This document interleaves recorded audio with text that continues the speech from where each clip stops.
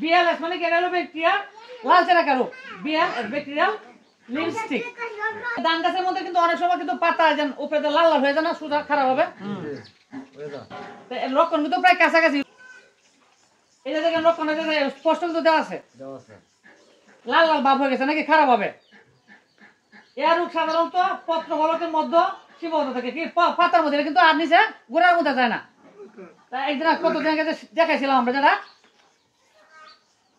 পত্র ফলক এই যে পত্র এই শুধু পাতার মধ্যে বলা হয়েছে বিএলএস, যেটা ব্যাকটেরিয়াল লিপস্টিক নাকি। আর পত্র ফলকের মধ্যে সীমাবদ্ধ থাকে নাকি, পাতার মধ্যে সীমাবদ্ধ থাকে। প্রথমে পাতা শিরাসমূহের মধ্যবর্তী স্থানে সরু এবং হালকা থাকবে। শিরাসমূহের মধ্যবর্তী স্থান কোনটা? এই যে পাতাটা আছে, এই শিরার আর মধ্যবর্তী স্থান, এটা কিন্তু শিরা, তো এই সাইডটা শিরা, দুইটা সাইড, মাঝে যে স্থানটা প্রথমে এটার মধ্যে দেখা যাবে, বুঝছেন? তারপরে কি বলছে?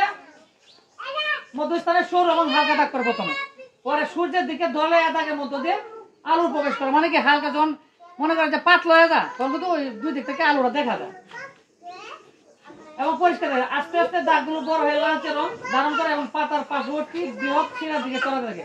পার্শ্ববর্তী বৃহৎ শিরা কি? প্রথম তো মাঝে বলছি, তো সাইডটা যেটা পাতার দুইটা ভাগ আছে, শিরার মাঝে তো শিরা দুইটা অংশ আছে না, তো এই দুইটা সাইডের মধ্যে ছড়া হলে পুরাটা খাতা লালচে হয়ে যায়।